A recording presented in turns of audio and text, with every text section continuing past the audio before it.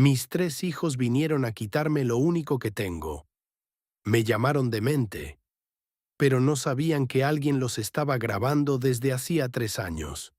Me llamo Antonio Hernández, tengo 74 años, y durante 40 años trabajé como velador en una bodega de materiales de construcción en Tepito.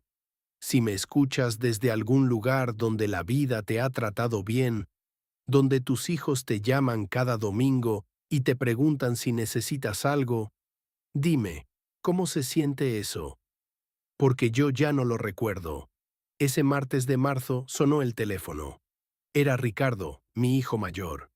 Su voz sonaba extraña, como cuando era niño y había roto algo pero todavía no me lo había dicho. Papá, vamos a ir el fin de semana, todos. Patricia y Miguel también vienen.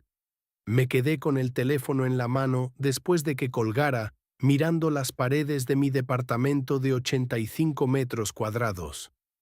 8 años. 8 años habían pasado desde la última vez que los vi juntos, en el funeral de su madre, mi consuelo. 8 años en los que las llamadas llegaban cada 3 meses, siempre iguales. ¿Cómo estás, papá? Ah, qué bueno. Bueno, nos vemos. Y colgaban. ¿Sabes lo que hace un viejo cuando sus hijos le dicen que vienen a visitarlo después de 8 años? Se vuelve loco de felicidad. Sí, loco. Irónico, ¿verdad? Ese jueves fui al mercado de la Lagunilla. Compré la gallina más gorda que encontré, chiles mulatos, chocolate de tabla, todas las especias para hacer el mole como le gustaba a Consuelo. Mis manos temblaban mientras cargaba las bolsas.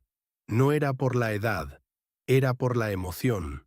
Pensé, por fin van a venir mis hijos, por fin voy a cocinar para alguien que no sea yo mismo.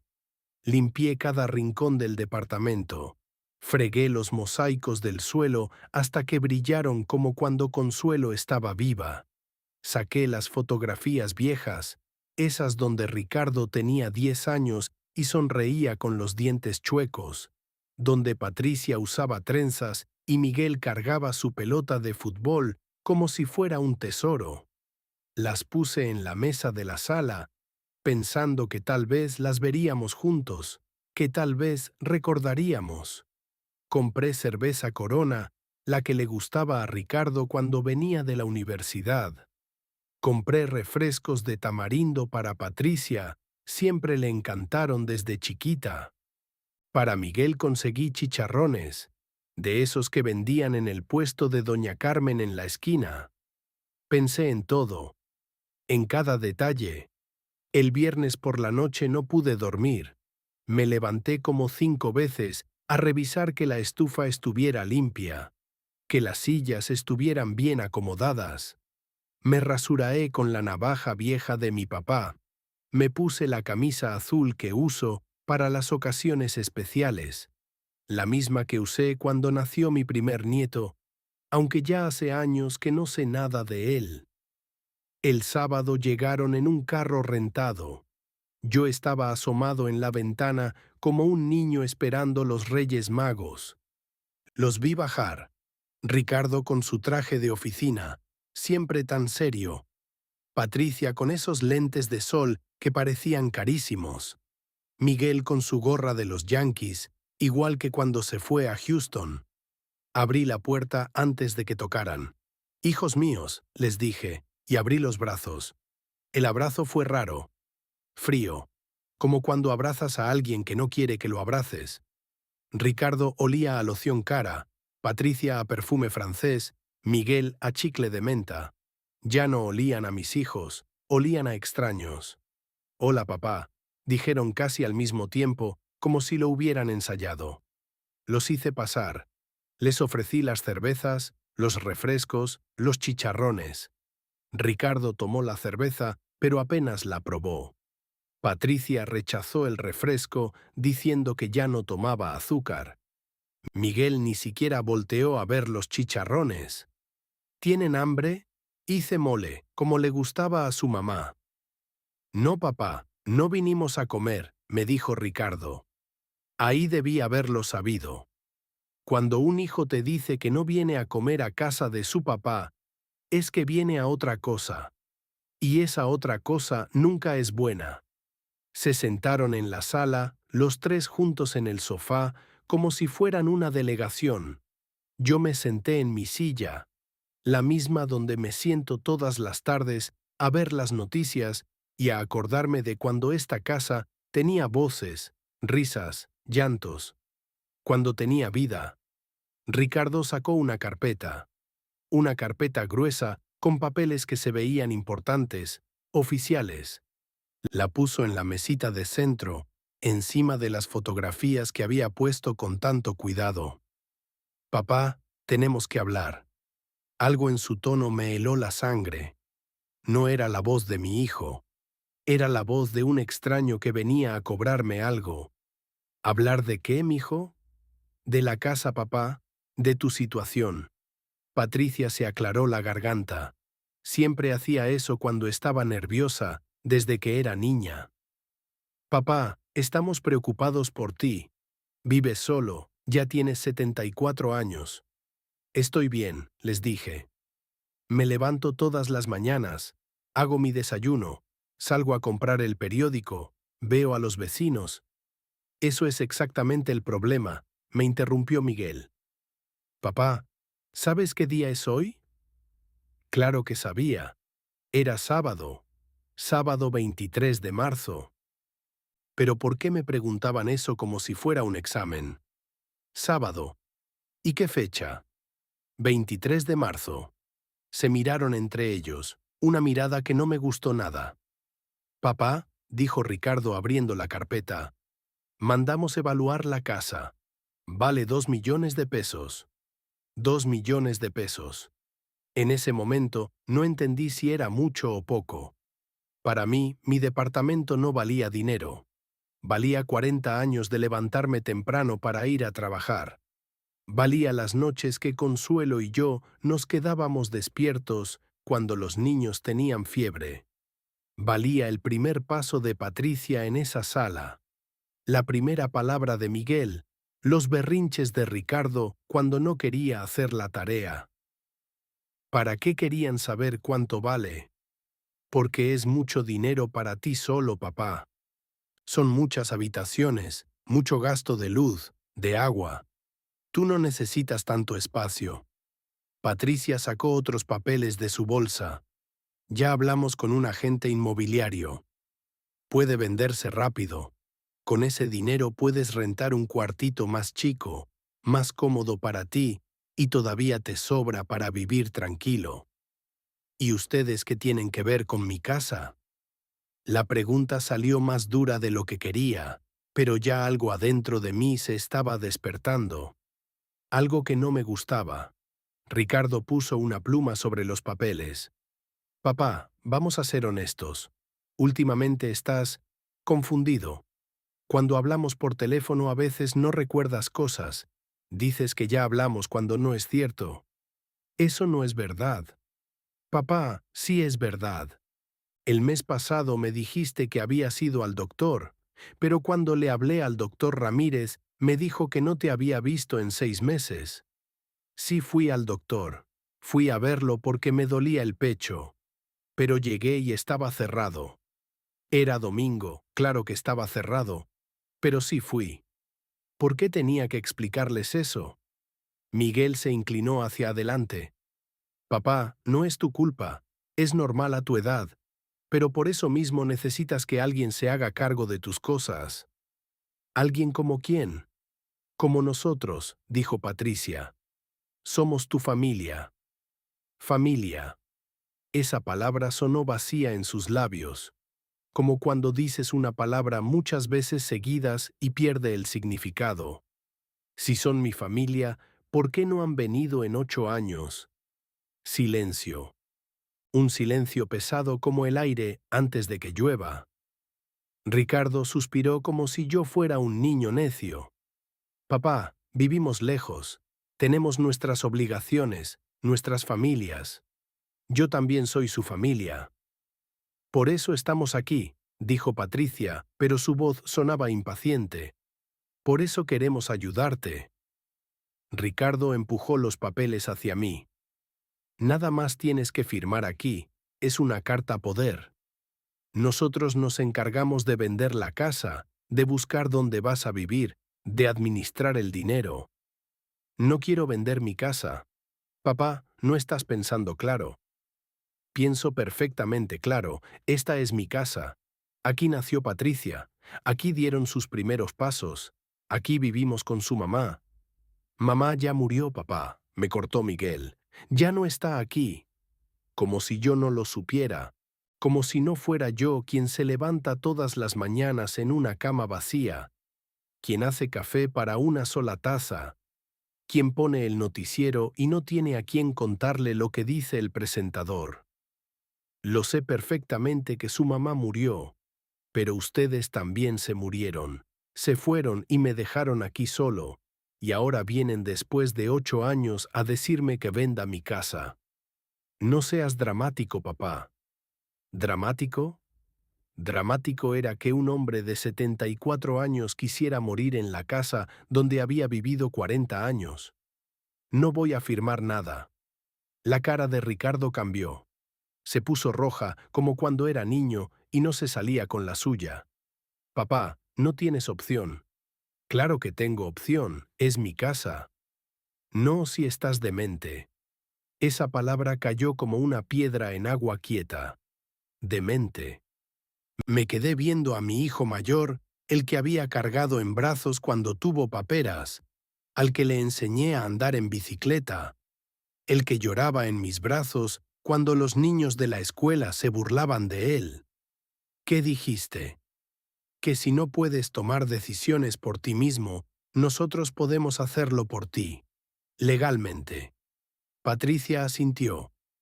Podemos pedir una evaluación médica, demostrar que ya no estás capacitado. Y entonces la casa pasa a nosotros como herederos directos, terminó Miguel. Ahí estaba, la verdad desnuda, fea, cruel. No habían venido a visitarme, habían venido a robarme. Ustedes no son mis hijos, les dije. Papá, no digas tonterías. Mis hijos me habrían preguntado cómo estoy. Mis hijos se habrían comido mi mole. Mis hijos habrían visto las fotografías que puse en la mesa. Ricardo se paró de golpe. Ya basta, firma los papeles. No. Entonces pasó. Ricardo se acercó a mí y me agarró del brazo. Fuerte. Sus dedos se clavaron en mi piel como garras. Vas a firmar, papá. Por las buenas o por las malas. Suéltame. Firma. Me jaloneó hacia los papeles. Yo traté de zafarme, pero ya no tengo la fuerza de antes. Me empujó hacia mi silla, hacia atrás, y caí pesado en el cojín. «¡Ricardo!», gritó Patricia, pero no para defenderme, para que se controlara. «Papá», me dijo Ricardo respirando fuerte, «o firmas ahorita, o mañana mismo presentamos los papeles para que una comisión médica venga a evaluarte. Y cuando dictaminen que estás senil, vamos a internarte y la casa va a pasar a nosotros de todos modos». Me quedé ahí, hundido en mi silla, viendo a ese hombre que había salido de las entrañas de mi consuelo, que había mamado de sus pechos, que había dormido entre nosotros cuando tenía pesadillas. Lo vi sacar su teléfono y empezar a grabar.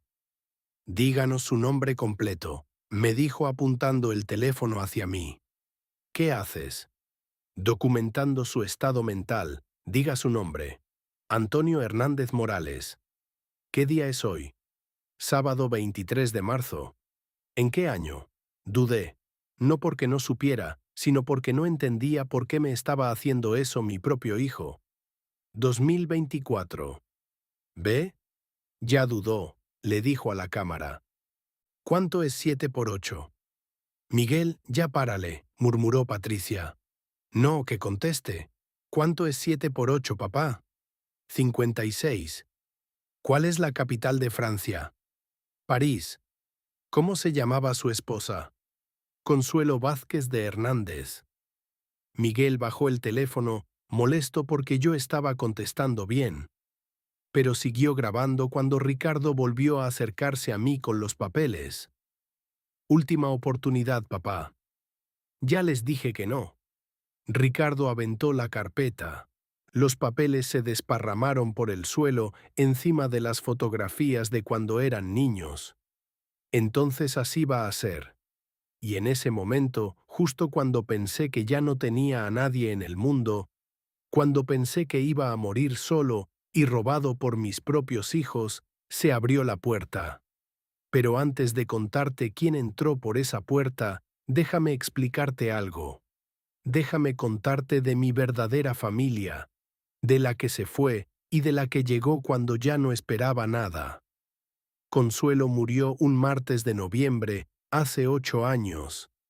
Cáncer de estómago que empezó como una molestia después de comer, como acidez que no se quitaba con el bicarbonato. Son los años, Antonio, me decía cuando yo le insistía que fuéramos al doctor. Ya no digiero como antes. Pero no eran los años. Era algo que se la estaba comiendo por dentro, algo que crecía mientras nosotros pensábamos que era vejez.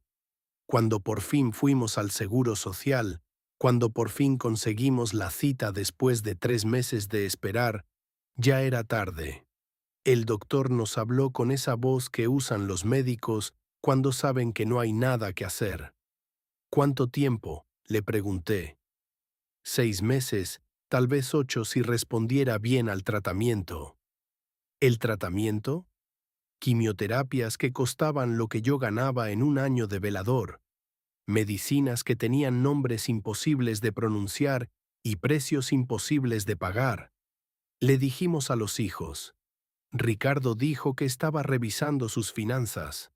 Patricia dijo que iba a hablar con su marido. Miguel dijo que desde Houston era difícil ayudar, pero que rezaría por su mamá. Rezaría. Como si Dios cobrara en oraciones y no en pesos. Vendimos todo lo que pudimos vender. La televisión grande que compramos cuando Ricardo se graduó de la universidad. Las pulseras de oro que yo le regalé a Consuelo en nuestras bodas de plata. Hasta el refrigerador viejo, que todavía servía, pero ya hacía ruido como tractor. No alcanzó.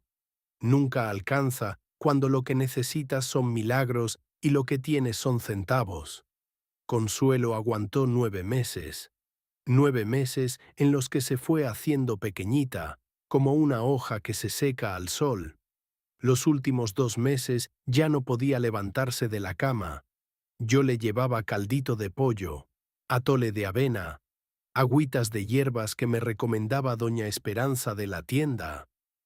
Ella fingía que se lo tomaba todo, pero yo veía cómo lo escondía debajo de la almohada cuando pensaba que no me daba cuenta.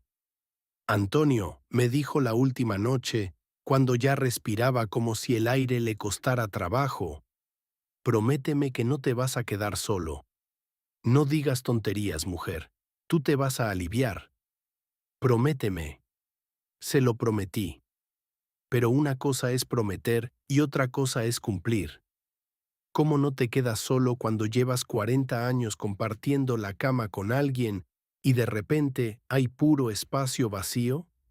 ¿Cómo no te quedas solo cuando haces café y automáticamente preparas 2 tazas? Los hijos vinieron al funeral.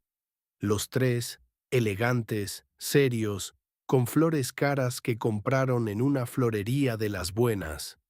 Lloraron, abrazaron a la gente, dijeron las palabras correctas, pero se fueron al día siguiente. Ricardo regresó a Monterrey, Patricia a Guadalajara, Miguel tomó su avión de vuelta a Houston, y yo me quedé con el silencio. 40 años trabajé como velador en la bodega de materiales de construcción de don Aurelio Mendoza. 40 años llegando a las 10 de la noche y saliendo a las 6 de la mañana.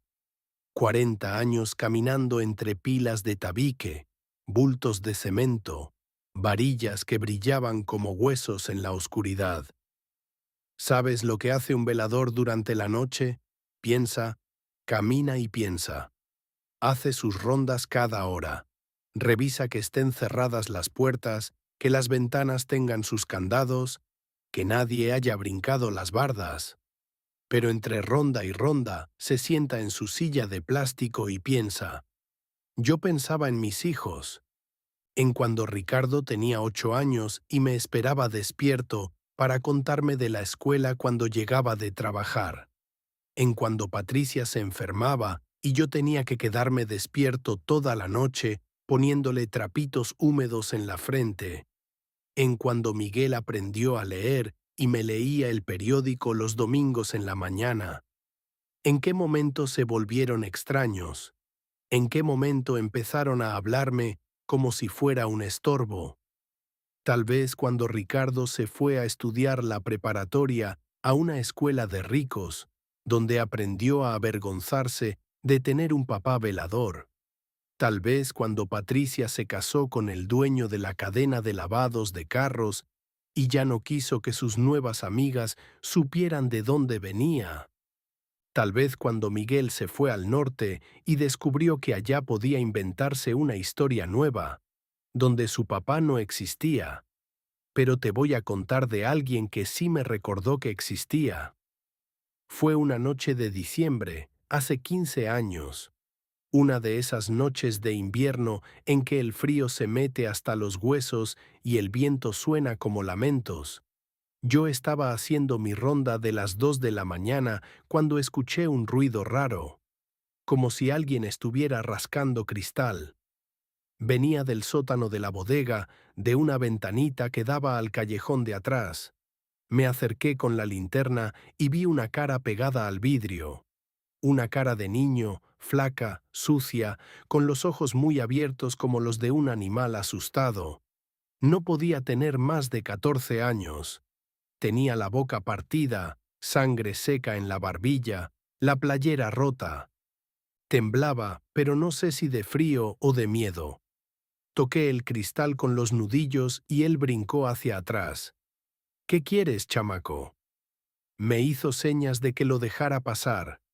Movía las manos desesperado, volteaba hacia la calle como si alguien lo estuviera persiguiendo. Entonces los escuché. Pasos rápidos, voces de hombres, radios crepitando. La policía. Revisen el callejón. Ese cabrón se metió por aquí. Tú ve por allá, yo voy por este lado. El muchacho me veía con los ojos suplicando. No dijo ni una palabra, pero yo entendí. Era la misma mirada que había tenido Ricardo cuando tenía pesadillas y se metía a nuestra cama. Era la misma mirada de Patricia cuando llegaba llorando de la escuela porque los niños se burlaban de su uniforme viejo. Era la misma mirada de Miguel cuando se perdió en el mercado y lo encontramos 2 horas después, muerto del susto. Abrí la puerta del sótano. Órale, ándale, pero si me metes en problemas te cargo el payaso. Entró corriendo. Olía a sudor, a miedo, a días sin bañarse. Lo senté en una caja de herramientas que había en un rincón y le dije que se estuviera quieto. Los policías tocaron a la puerta principal 5 minutos después. Vio pasar a un chamaco. Flaco, moreno, playera azul. No, oficial. Aquí no ha pasado nadie. Solo estoy yo y mis cucarachas. Se quedaron un rato más revisando, alumbrando con sus linternas entre las pilas de material. Yo fingí que seguía haciendo mi trabajo, que no tenía nada que esconder. Cuando por fin se fueron, bajé al sótano. El muchacho seguía ahí, encogido en la caja como un gato mojado. Ya se fueron. Asintió, pero no se movió. ¿Tienes hambre? Volvió a asentir. Subí a la oficinita donde tenía mi termo y mi lonchera. Bajé con lo que traía para cenar. Frijoles refritos con chorizo, tortillas de comal, un vaso de atole de chocolate que todavía estaba tibio. Le puse el plato enfrente y vi cómo se le iluminaron los ojos. Se aventó sobre la comida como si no hubiera probado bocado en días. Tal vez era cierto. Terminó todo en 5 minutos, hasta limpió el plato con la última tortilla. ¿Cómo te llamas? Ramiro. ¿Cuántos años tienes? 14. ¿Dónde vives? Se encogió de hombros. En la calle. ¿Y tu familia? No tengo familia. Ahí estaba otra vez esa palabra, familia, pero en sus labios sonaba como algo que había perdido, no como algo que lo había abandonado. ¿Por qué te perseguía la policía? Porque dicen que yo robé una cartera, pero no es cierto. Lo creí. No sé por qué, pero lo creí. Tal vez porque cuando tienes hijos, aprendes a reconocer cuando alguien te está mintiendo y cuando no. ¿A dónde vas a ir? No sé. Se quedó ahí sentado, sin saber qué hacer. Yo tampoco sabía qué hacer. No podía llevarlo a mi casa. Consuelo se hubiera preocupado, los vecinos habrían hecho preguntas, pero tampoco podía echarlo a la calle. Puedes quedarte aquí esta noche, mañana ya vemos. Se acurrucó en un rincón, usando unos costales vacíos como cobija. Yo seguía haciendo mis rondas, pero cada rato bajaba a checar que estuviera bien. En la mañana, cuando llegó el día y yo tenía que irme, el muchacho me ayudó a acomodar unas cajas que habían llegado el día anterior. Trabajaba rápido, sin quejarse, como si quisiera pagarme el favor. Antes de irse me dijo, ¿por qué me ayudó, don Antonio? Porque todos merecemos una oportunidad de ser mejores de lo que somos. Hasta tú. Se fue caminando por el callejón, con las manos en las bolsas, volteando atrás una vez para despedirse con la mano. No pensé que lo volvería a ver, pero me equivoqué. Ese muchacho flaco y asustado que comió mis frijoles refritos hace 15 años se convertiría en el hombre que estaba abriendo mi puerta mientras mis hijos me robaban mi casa. La puerta se abrió despacio, sin golpe, sin ruido dramático, como si alguien hubiera estado esperando el momento exacto para entrar, como si hubiera estado escuchando desde afuera. En el marco apareció una silueta que mis hijos reconocieron inmediatamente, aunque nunca la habían visto antes.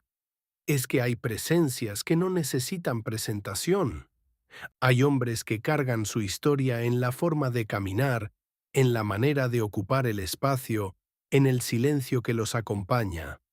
Ramiro había cambiado mucho en 15 años. Ya no era el muchacho flaco y asustado que temblaba en mi sótano. Ahora medía casi 1,80 m, tenía los hombros anchos de quien ha cargado cosas pesadas toda la vida, y sus brazos estaban cubiertos de tatuajes que contaban historias que yo prefería no conocer. Pero lo que más impresionaba no eran los dibujos en su piel, sino la cicatriz que le atravesaba la ceja izquierda y se perdía en el nacimiento del pelo. Una cicatriz gruesa, blanca, que le daba ese apodo que todo el barrio conocía. El cicatriz. El Shram.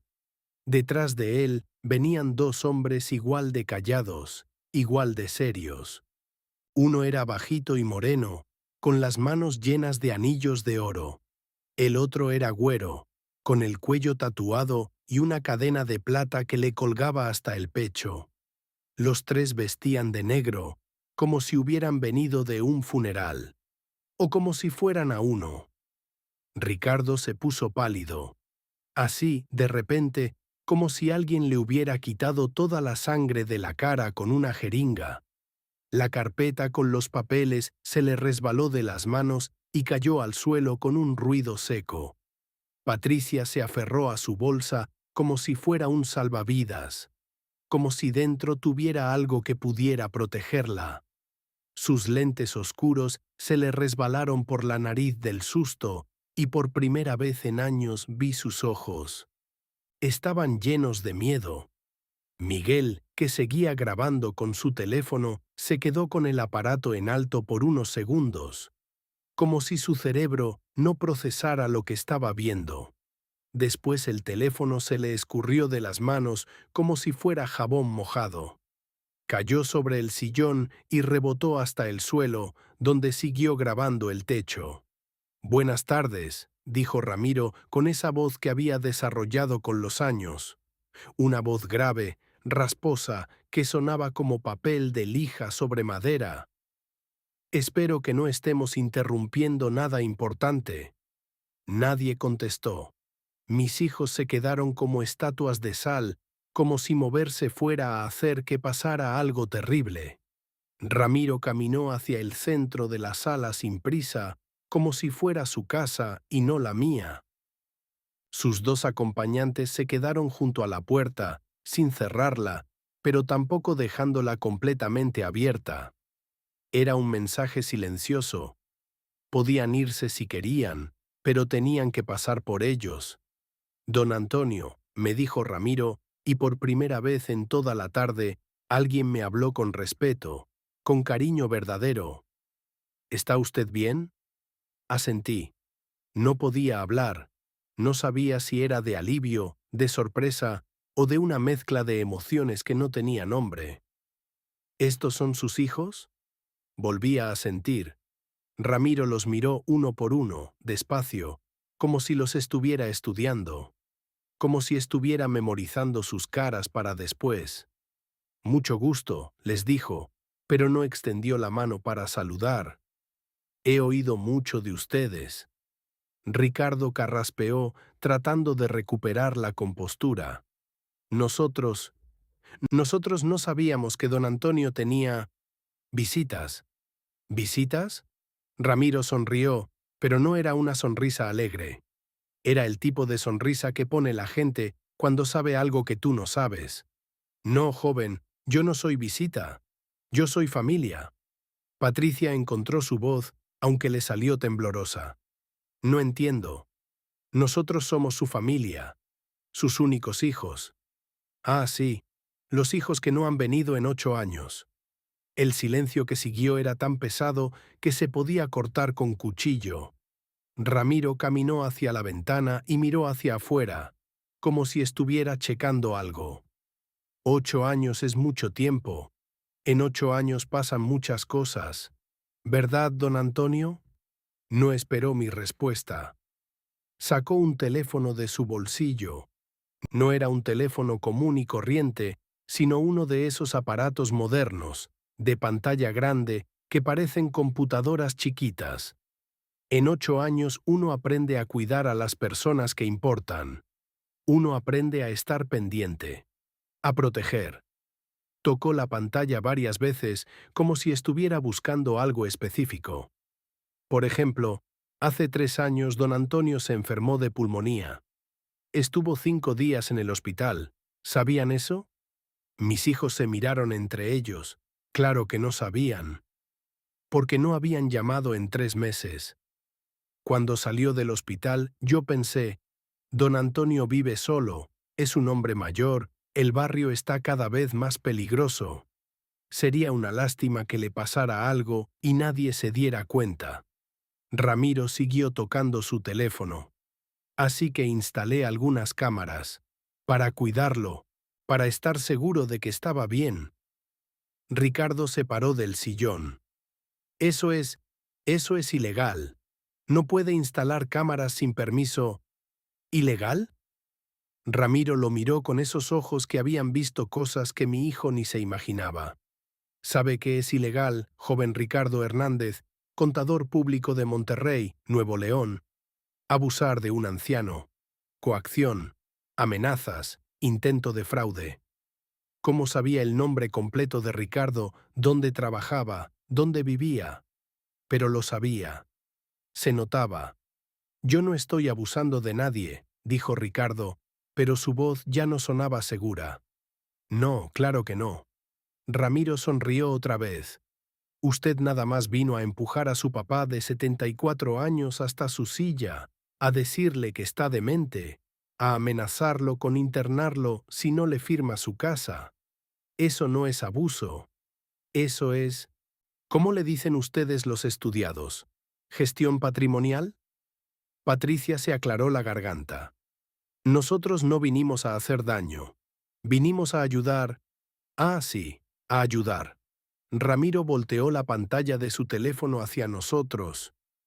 Como cuando usted, señora Patricia Hernández de Salinas, esposa del señor Joaquín Salinas, dueño de la cadena de autolavados El Brillante, llamó el mes pasado a la inmobiliaria Casas y Terrenos del Centro para preguntar el precio de este departamento.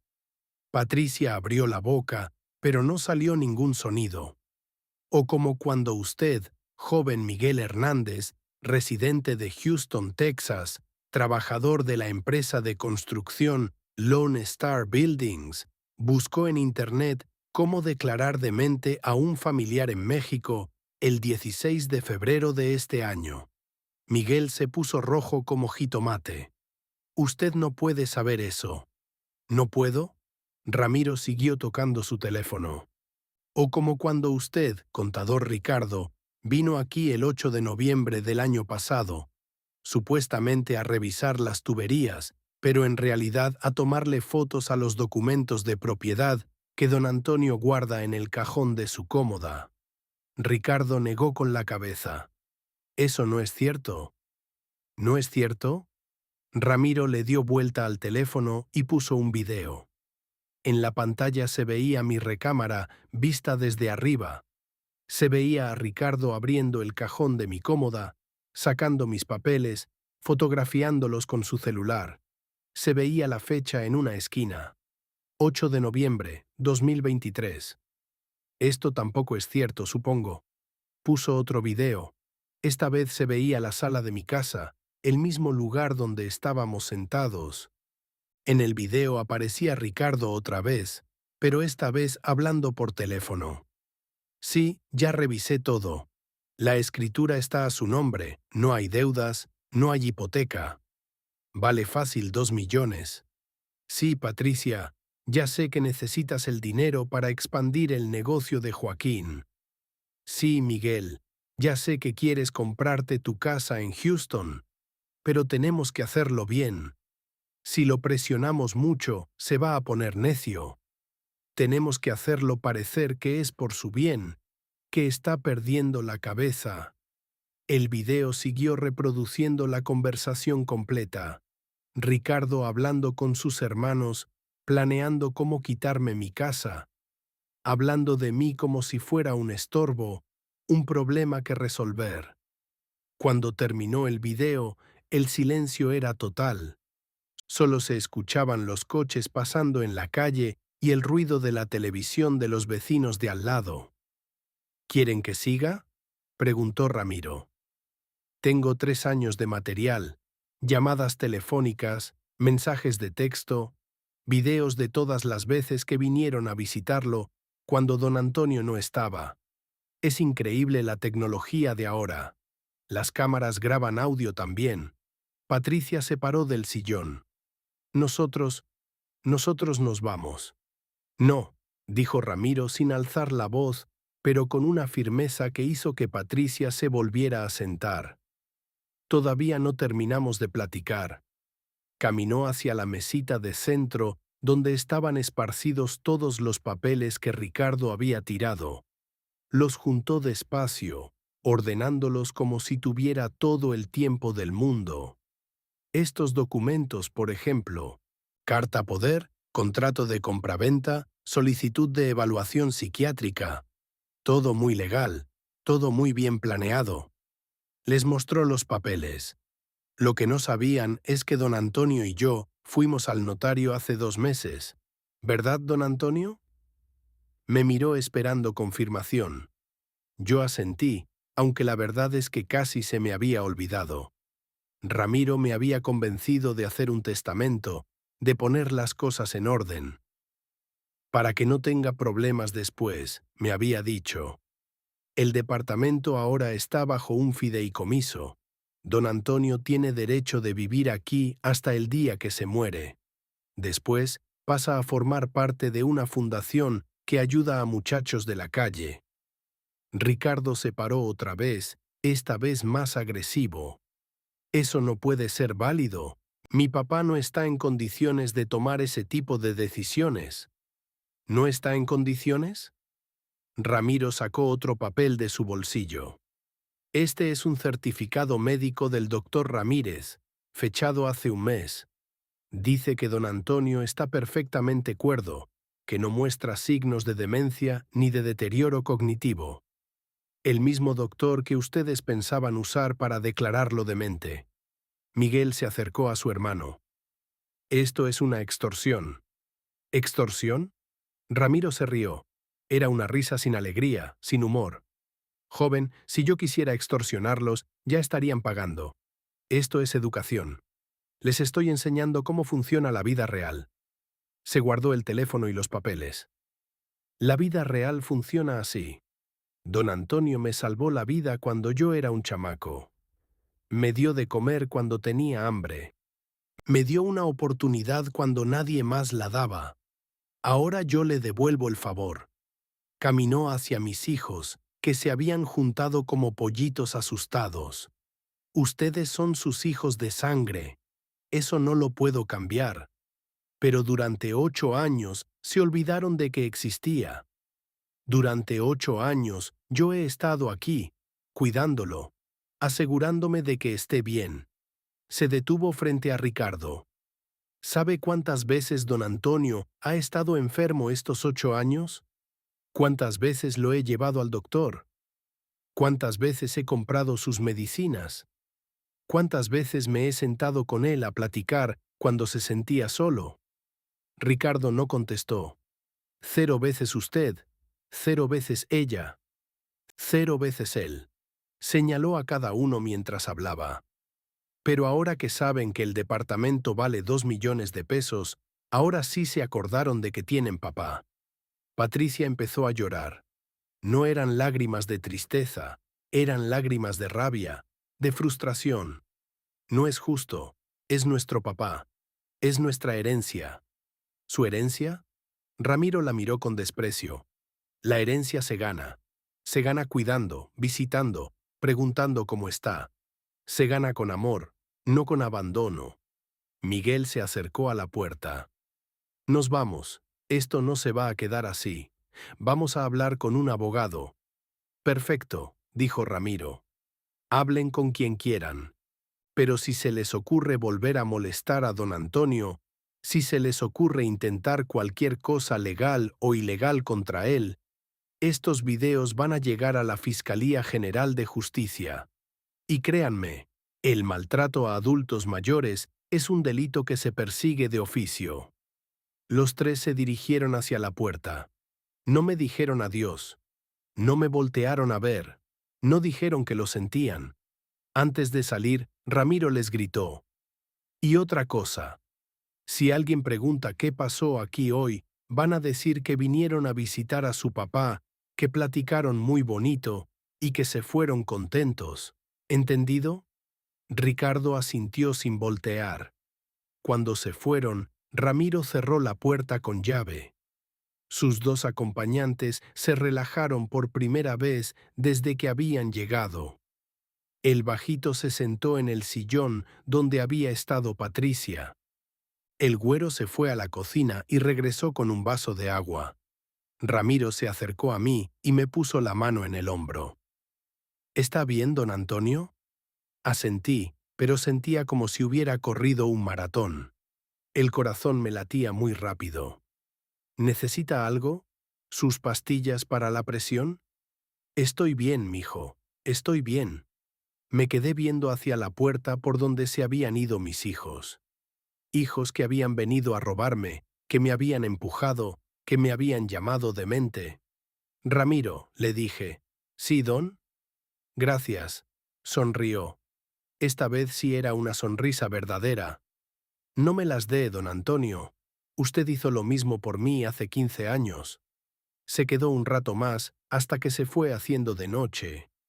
Antes de irse, me ayudó a recoger todos los papeles del suelo, a acomodar los muebles, a limpiar el vaso que había usado Ricardo. ¿Va a estar bien solo? Sí, mijo, ya estoy acostumbrado. Si necesita algo, lo que sea, ya sabe dónde estoy. Cuando se fueron, me quedé sentado en mi silla, viendo las fotografías que mis hijos nunca voltearon a ver. Fotos de cuando eran niños, de cuando me querían, de cuando yo era su héroe. Pero ya no era su héroe. Ya no era nada para ellos. Sin embargo, para un muchacho que una vez comió frijoles refritos en mi sótano, seguía siendo la persona que le había dado una oportunidad de ser mejor. Y eso, a los 74 años, era suficiente. Los días que siguieron fueron extraños, como vivir en una casa después de un temblor. Todo se veía igual por fuera, pero por dentro algo había cambiado para siempre. Los muebles estaban en su lugar, las fotografías seguían en la mesita, la cocina olía igual que siempre, pero el aire se sentía diferente, más limpio, como cuando pasa una tormenta y se lleva toda la mugre acumulada. Ramiro venía todas las tardes, como había venido durante estos años, pero ahora yo entendía por qué. No era casualidad, no era caridad, era familia de la verdadera, de esa que se construye con acciones y no con apellidos. Don Antonio me dijo esa primera tarde después de que se fueron mis hijos: necesito contarle algo que no le dije enfrente de ellos. Se sentó en el mismo lugar donde había estado Ricardo, pero ocupaba el espacio de manera completamente diferente. Ricardo se había sentado como invasor, como alguien que venía a tomar algo que no le pertenecía. Ramiro se sentaba como quien está en casa. Las cámaras que instalé hace 3 años no solo grabaron a sus hijos. Sacó otra vez su teléfono, esa computadora pequeña que parecía tener toda mi vida guardada adentro. También grabaron todo lo bueno. Los domingos cuando usted se sienta aquí a ver las fotografías de Doña Consuelo. Las noches cuando no puede dormir y se pone a platicar solo. Los días cuando está enfermo y no quiere salir de la cama. Me mostró la pantalla. En ella me veía a mí mismo, hace 2 años, llorando en esta misma silla después de que me había hablado el doctor para darme los resultados de unos análisis. Llorando porque tenía miedo de morirme solo, porque pensé que tenía algo grave. Resultó que no era nada, solo los achaques de la edad, pero en ese momento no lo sabía. ¿Por qué me enseña esto, mijo?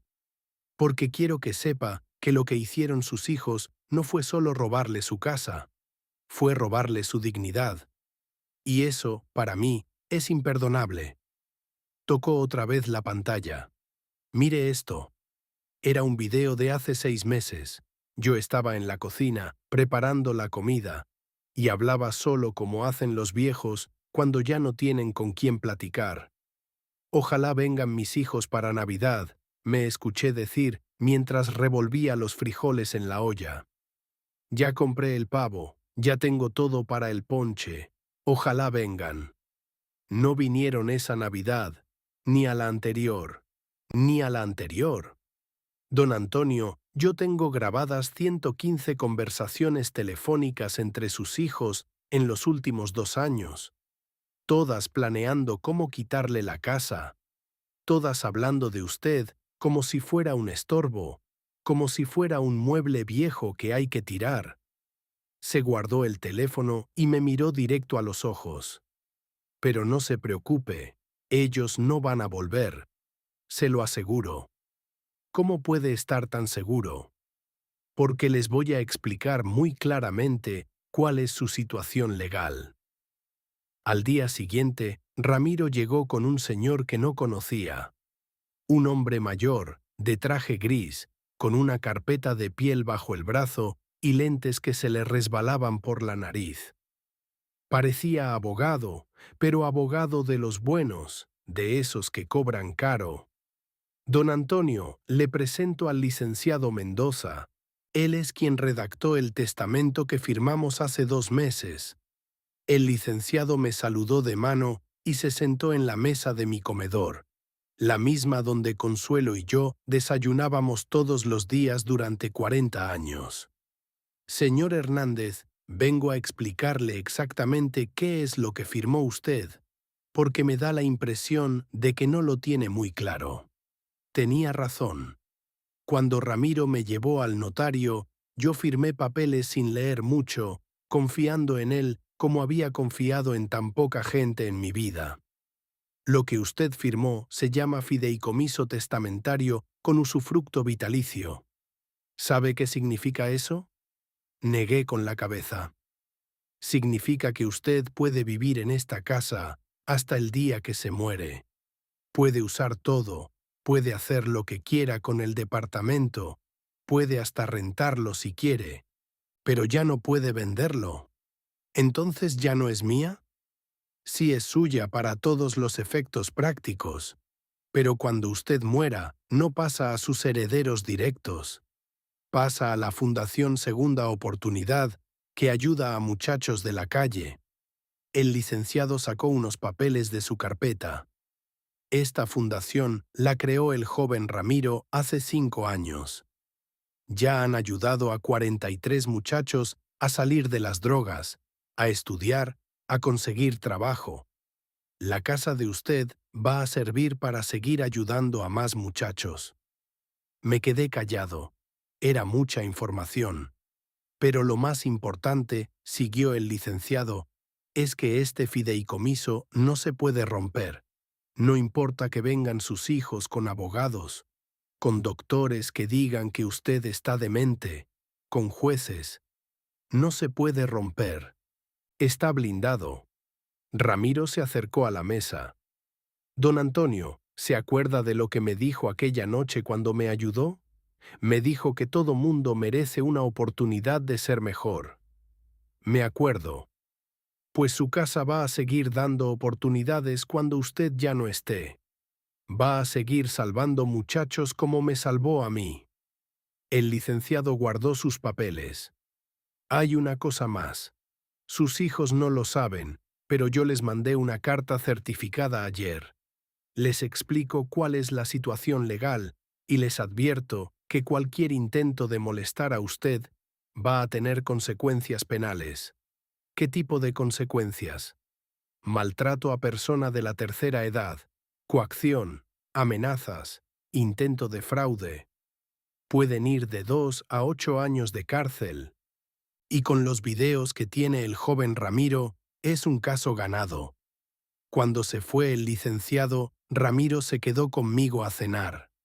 Calenté los frijoles que había hecho en la mañana, hice tortillas frescas, preparé salsa verde con los chiles que me había traído doña Carmen del mercado. ¿Puedo preguntarle algo, don Antonio? Claro, mijo. ¿Está enojado conmigo por haber arreglado lo del testamento sin consultarle bien? Me quedé pensando mientras masticaba un pedazo de tortilla con frijoles. Era una pregunta difícil. No estoy enojado, estoy confundido. ¿Por qué? Porque no entiendo por qué usted se preocupa tanto por un viejo como yo. Usted tiene su vida, sus asuntos, su negocio. Ramiro dejó de comer y me miró con esos ojos que ya no eran los de un muchacho asustado, pero que todavía guardaban algo de aquella noche cuando llegó temblando a mi ventana.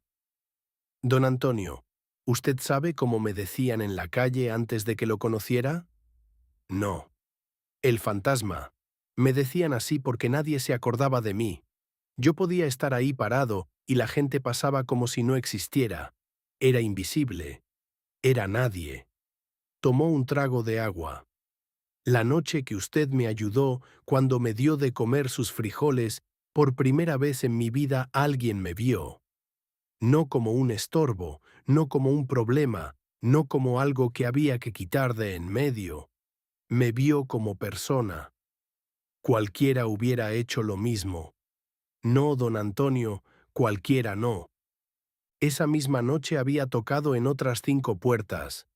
En todas me dijeron que me largara. Usted fue el único que me abrió. Se limpió la boca con la servilleta que le había puesto junto al plato. ¿Sabe qué fue lo más importante de esa noche? ¿Qué? Que cuando me dio el plato de comida, usted también se sirvió uno igual y se sentó a comer conmigo. No me tiró la comida como si fuera un perro. Se sentó conmigo como si fuera su igual. Tenía razón, me acordaba perfectamente. Me senté en otra caja de herramientas y comí mis frijoles mientras él comía los suyos. Eso me enseñó lo que era el respeto, don Antonio, y yo nunca había conocido el respeto. Terminamos de cenar en silencio. Después, mientras yo lavaba los trastes, él secaba con el trapo que Consuelo había bordado con florecitas hace como 20 años. Don Antonio. ¿Sí? Sus hijos van a intentar una vez más quitarle la casa. ¿Cómo lo sabe? Porque la gente así no se rinde fácil cuando hay dinero de por medio. Van a buscar la manera de declararlo incapaz, de internarlo, de algo. Dejé de lavar trastes. ¿Y qué vamos a hacer? Ya está hecho. El licenciado Mendoza no les dijo todo. También presentamos una denuncia preventiva en la fiscalía. Si sus hijos intentan cualquier cosa, automáticamente van a quedar bajo investigación. ¿Eso es legal? Completamente legal. Usted es una persona de la tercera edad que ya fue víctima de violencia intrafamiliar. El Estado tiene obligación de protegerlo. 3 días después llegaron Ricardo y Patricia. Miguel no vino. Tal vez ya se había regresado a Houston. Llegaron en la mañana, muy temprano, como si quisieran sorprenderme antes de que despertara completamente. Pero Ramiro ya me había advertido que vendrían. Las cámaras los habían detectado desde que doblaron la esquina. Tocaron a la puerta como tocan los cobradores, insistente, desesperado. «Papá, abre, somos nosotros». No les abrí inmediatamente. Me quedé parado del otro lado de la puerta, oyéndolos discutir entre ellos. «Te dije que teníamos que venir antes», decía Patricia. «Ya debe haber hablado con ese tipo». «Cálmate, es nuestro papá. Vamos a arreglar esto», contestaba Ricardo. Cuando por fin abrí, entraron como policías en cateo, rápido, mirando a todos lados como si esperaran que alguien más estuviera ahí. «Papá, tenemos que hablar», dijo Ricardo sin siquiera saludarme. «Buenos días para ustedes también». «Papá, no venimos a hacer cortesías. Recibimos una carta muy fea de un abogado. Dice que tú firmaste papeles, que ya no podemos heredar la casa». «Es cierto». Patricia se sentó en el sillón como si fuera suyo. «Papá, tú no puedes tomar esa decisión. No sabes lo que hiciste. Ese hombre te engañó». «Nadie me engañó. Yo decidí qué hacer con mi casa». «Tu casa no», gritó Ricardo. «Nuestra casa. Nosotros crecimos aquí. Nosotros tenemos derecho». ¿Derecho? ¿Qué derecho? ¿El derecho que se gana abandonando a tu papá 8 años? ¿El derecho que se gana viniendo a empujarme y decirme que estoy loco? Papá, nosotros nunca dijimos que estuvieras loco. Demente. Dijeron que estaba demente. Patricia se paró y se acercó a mí. Papá, ese hombre es un delincuente. ¿No te das cuenta? Te está manipulando para quedarse con tu casa. Ramiro me ha cuidado 3 años. ¿Dónde estaban ustedes cuando me enfermé de pulmonía? ¿Dónde estaban cuando me caí y me torcí la muñeca? ¿Dónde estaban cuando su mamá se murió y yo no sabía ni cómo prender la lavadora? Vivimos lejos. Ramiro también vivía lejos y siempre encontraba la manera de estar aquí. Ricardo sacó unos papeles nuevos de su bolsa. «Mira, papá, trajimos esto. Es una revocación de fideicomiso. Si la firmas, todo vuelve a ser como antes. No voy a firmar nada. Vas a firmar porque somos tus hijos y sabemos lo que es mejor para ti». Ricardo se acercó a mí con los papeles en la mano, igual que había hecho 3 días atrás. Pero esta vez yo estaba preparado. «Ricardo». «¿Qué?» «Voltéate». Señalé hacia la esquina de la sala donde había una cámara pequeñita pegada al techo. Era tan chiquita que parecía un botón, pero tenía una lucecita roja que parpadeaba. «Esta conversación se está grabando. Todo lo que han dicho desde que entraron está grabado». Patricia siguió mi dedo hasta encontrar la cámara. ¿Nos estás grabando? Yo no. Ramiro. Las cámaras se activan automáticamente cuando alguien entra a la casa. Ricardo miró hacia arriba, luego hacia los lados. Había más cámaras, una en cada esquina, una en la entrada, una en el pasillo. Esto es una violación a la privacidad. ¿La privacidad de quién? ¿La de ustedes que vienen a amenazarme a mi propia casa? En ese momento llegó Ramiro. No tocó la puerta, entró con su propia llave. Detrás de él venían los mismos dos hombres de la vez anterior, pero ahora también venía una mujer joven con traje de oficina que cargaba una carpeta igual a la del licenciado Mendoza. «Buenos días», dijo Ramiro. «Veo que ya llegaron los invitados». Ricardo señaló hacia Ramiro como si estuviera acusando a un criminal. «Tú, esto que estás haciendo es ilegal». «¿Qué es ilegal? ¿Cuidar a don Antonio? ¿Protegerlo de sus propios hijos que lo quieren robar?» La mujer del traje se adelantó. «Buenas tardes, soy la licenciada Torres, de la Fiscalía Especializada en Delitos contra Adultos Mayores». Patricia se puso pálida otra vez. «¿Fiscalía? Venimos a notificarles que están bajo investigación por violencia intrafamiliar, coacción y tentativa de fraude contra el señor Antonio Hernández Morales». La licenciada abrió su carpeta. «Tenemos material videográfico donde se documenta cómo el día sábado 23 de marzo ustedes amenazaron al señor Hernández, lo empujaron físicamente y trataron de obligarlo a firmar documentos mediante engaños». Ricardo negó con la cabeza.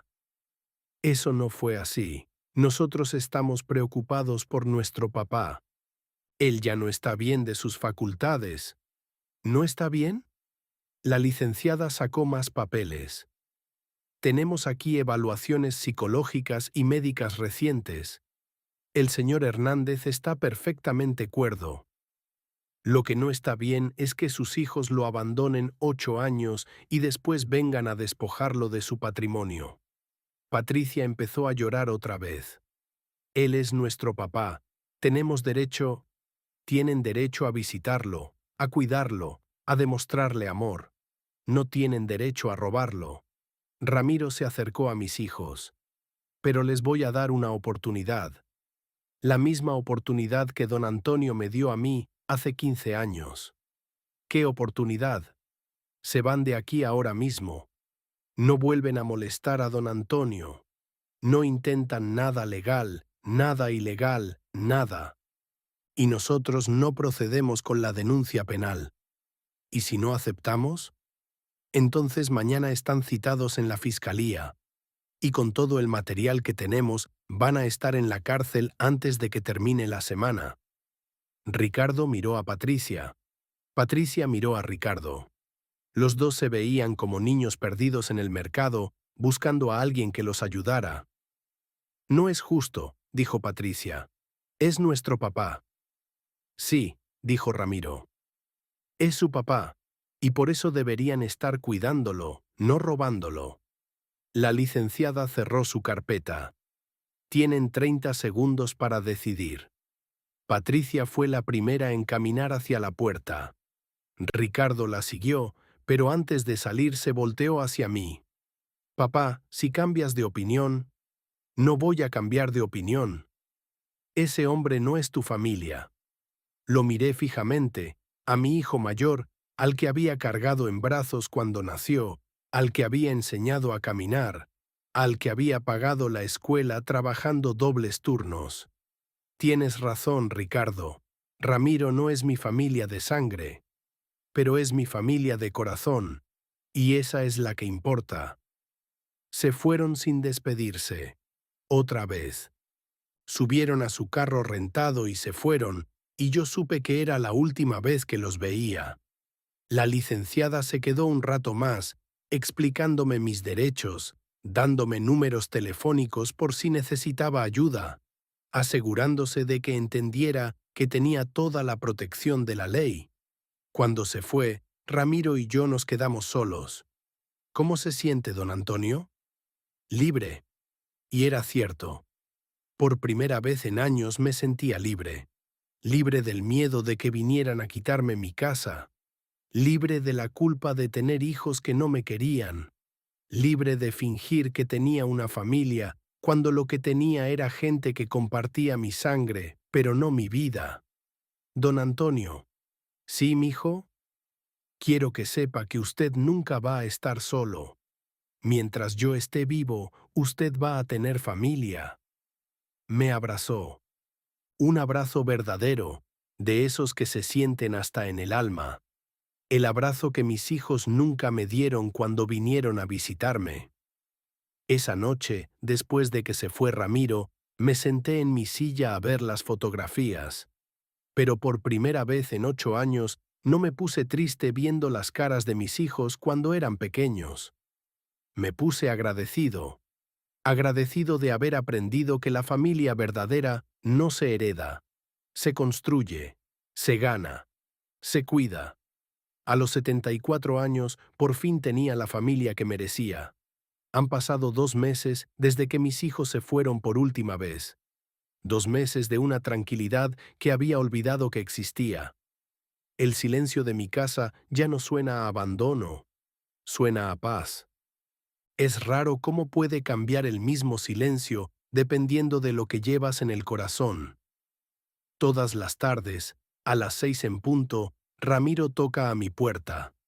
No con esos golpes desesperados de quien viene a cobrar algo o a llevarse algo. Toca suave, 3 golpecitos, como cuando era niño y mi mamá me enseñó que así se pide permiso para entrar a la casa ajena. Aunque esta casa ya no es ajena para él, hace tiempo que no lo es. Don Antonio, ¿cómo amaneció? Siempre pregunta lo mismo, siempre con esa voz que ya no suena rasposa como cuando lo conocí. Los años y la tranquilidad la han suavizado.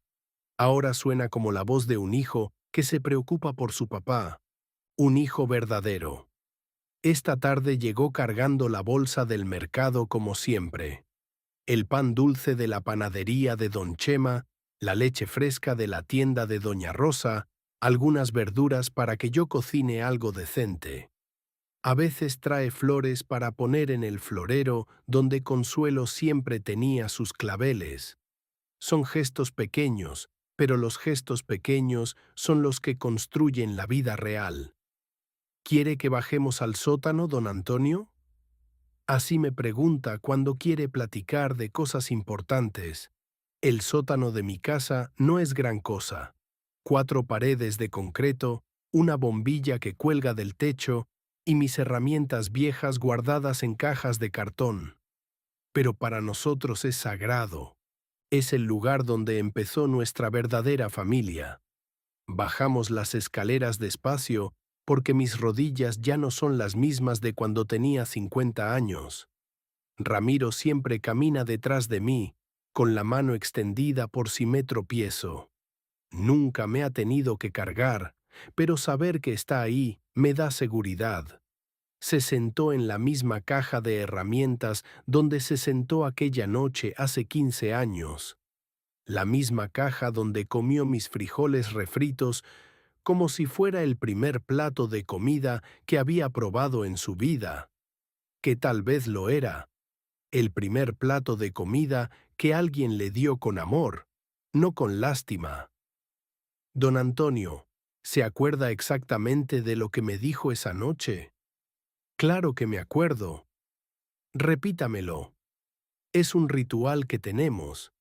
Cada tanto, cuando el mundo se siente demasiado complicado, cuando las cosas malas parecen ganar, volvemos a esa conversación, como quien va a misa los domingos. Te dije que todos merecemos una oportunidad de ser mejores de lo que somos. ¿Y qué más? Te dije, hasta tú. Se ríe, pero no es una risa de burla. Es la risa de alguien que encontró algo que había perdido. ¿Sabe por qué esas palabras me cambiaron la vida, don Antonio? Dímelo otra vez. Porque nadie nunca me había dicho que yo podía ser mejor. Todo el mundo me decía lo que no podía hacer. No puedes estar aquí, no puedes tocar eso, no puedes esperar nada bueno de la vida. Usted fue el primero que me dijo lo que sí podía hacer.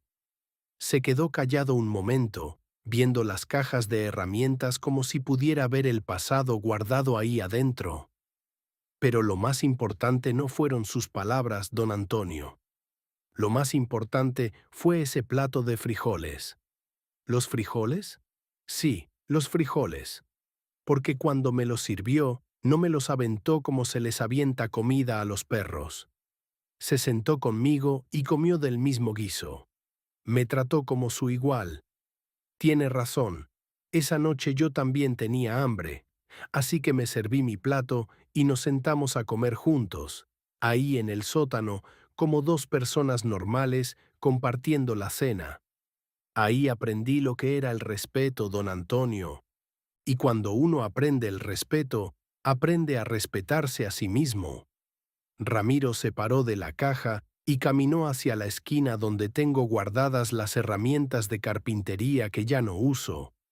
Toca el martillo viejo que era de mi papá, el mismo con que construí la cuna de Ricardo cuando nació.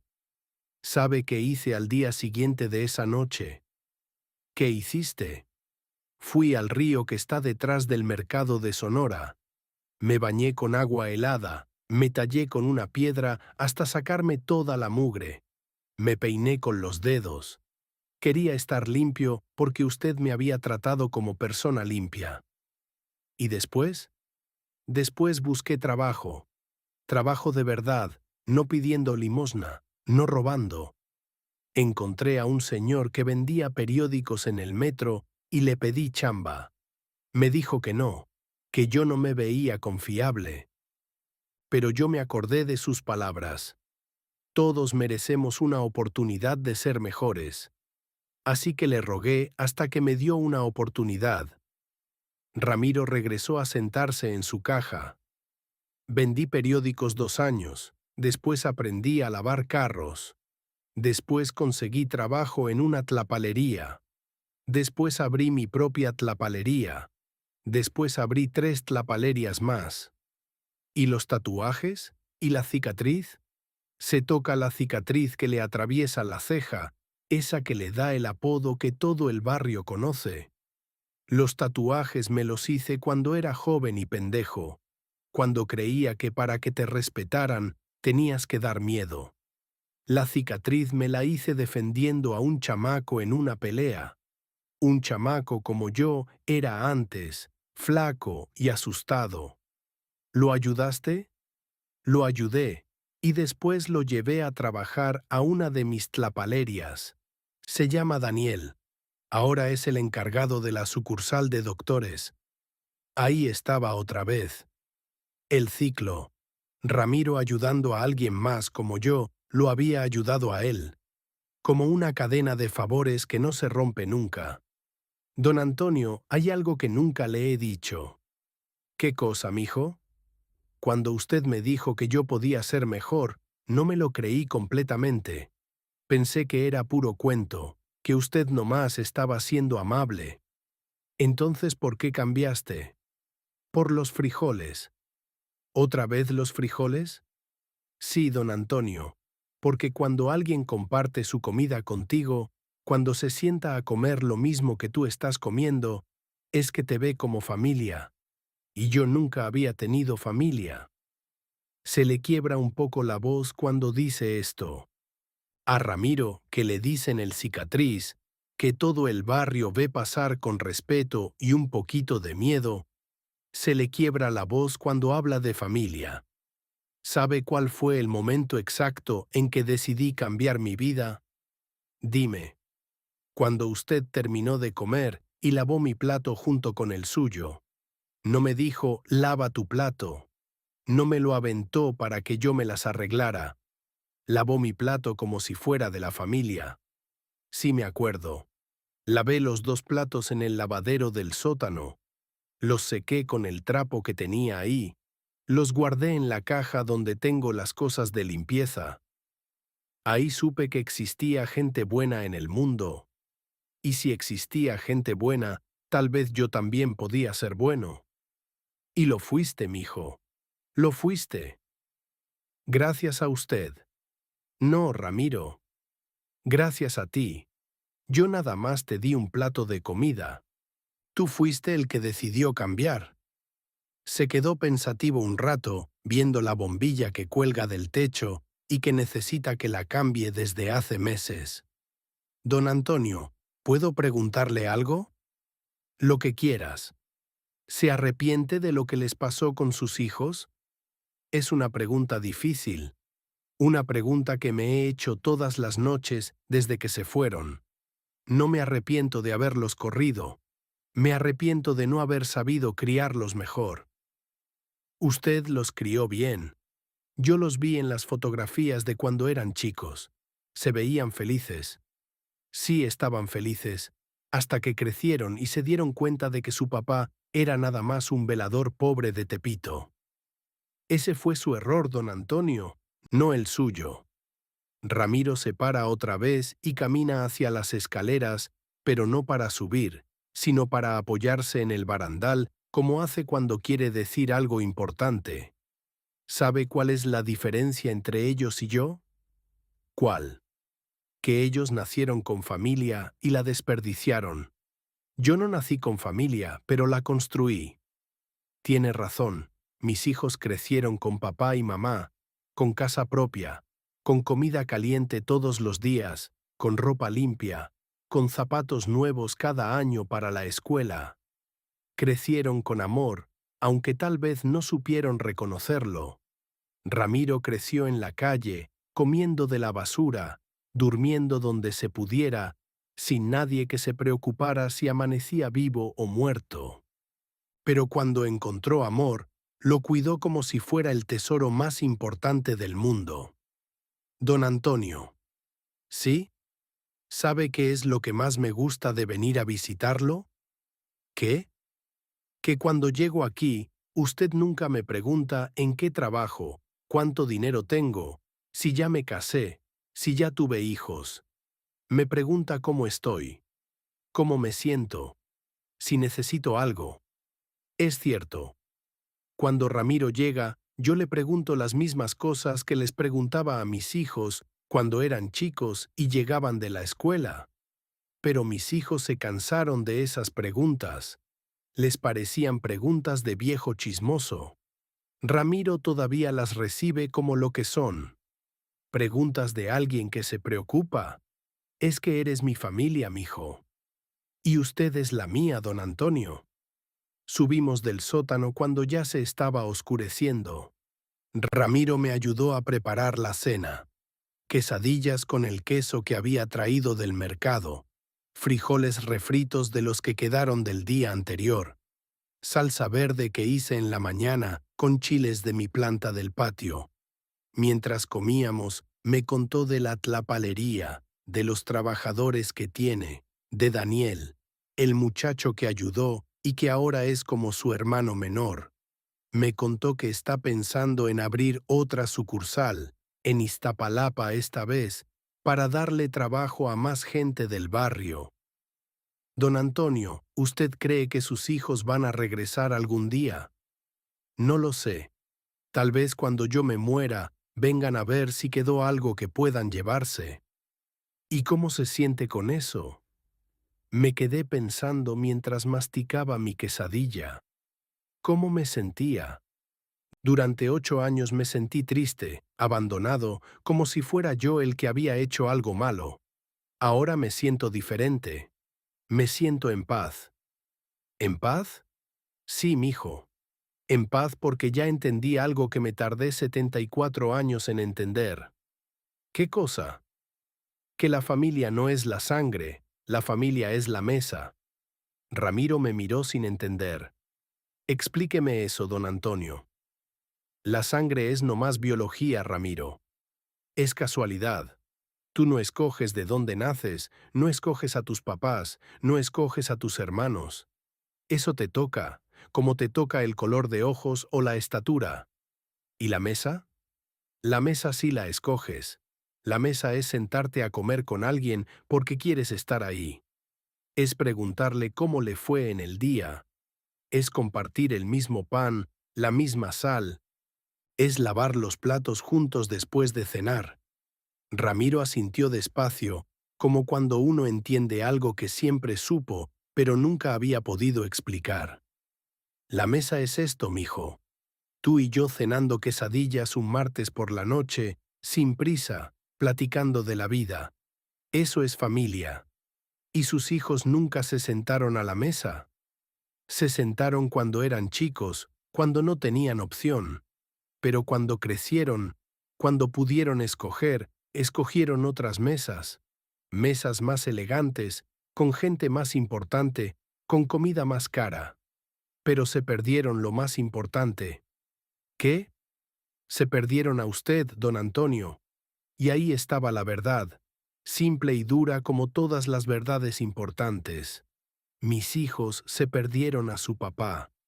No al papá rico, no al papá exitoso, no al papá que les pudiera abrir puertas o conseguir trabajos.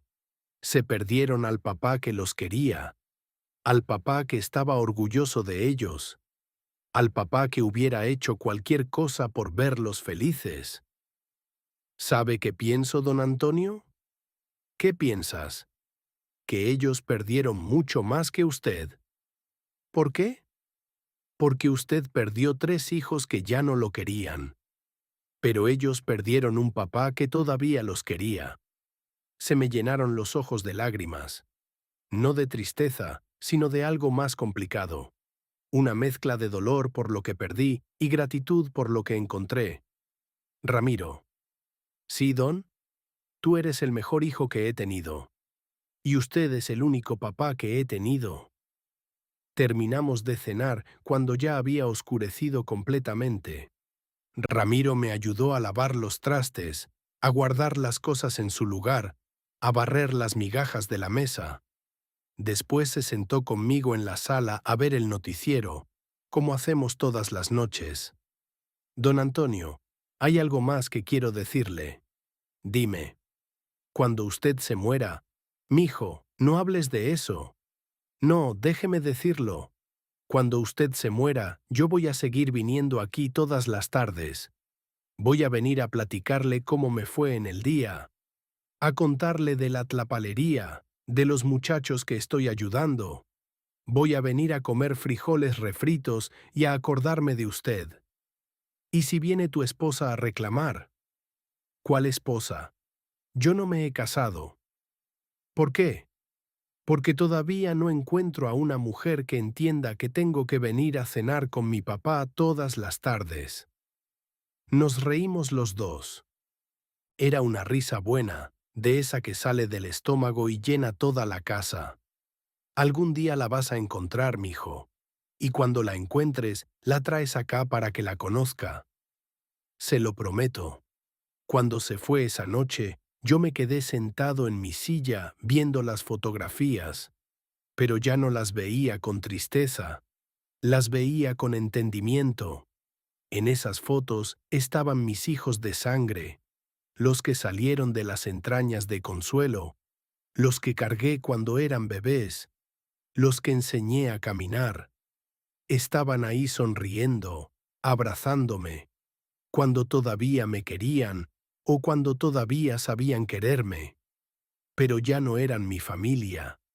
Mi familia ahora era un hombre de 30 años con una cicatriz en la cara, que había llegado a mi casa como ladrón hambriento y se había convertido en el hijo que cuidaba de mí.